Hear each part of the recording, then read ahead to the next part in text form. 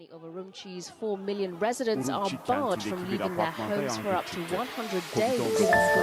Hintergrund ist ein Wohnungsbrand in der Stadt Urumqi, bei dem am Donnerstag mindestens 10 Menschen starben. An Folge Landen- oder Ausgangssperren.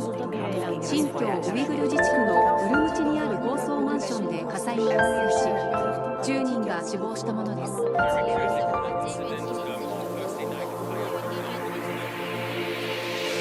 Milletim seningden gururlanaman. Sen üçün can bersem huzurlanaman.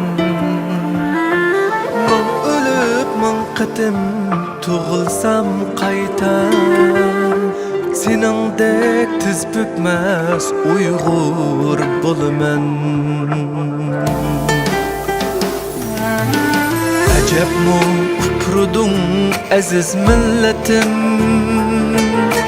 dengizning düşmeni tek qiya taştı.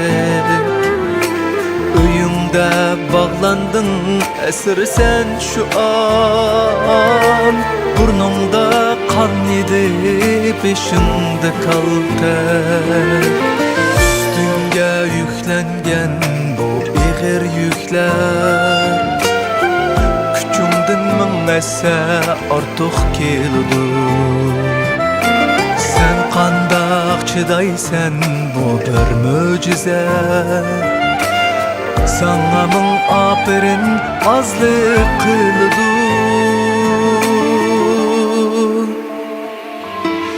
Milletim seningden gururlanaman. Sen üçün can bersem huzurlanaman.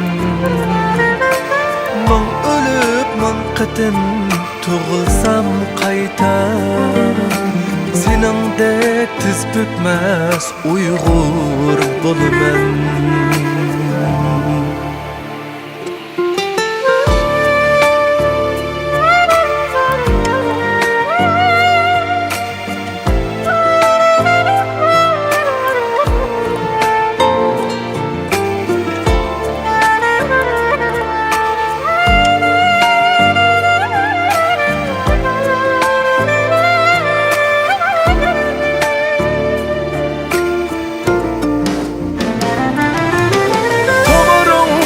Kesildi dünya habersiz, düşmenindeydi bu ebedi zafer.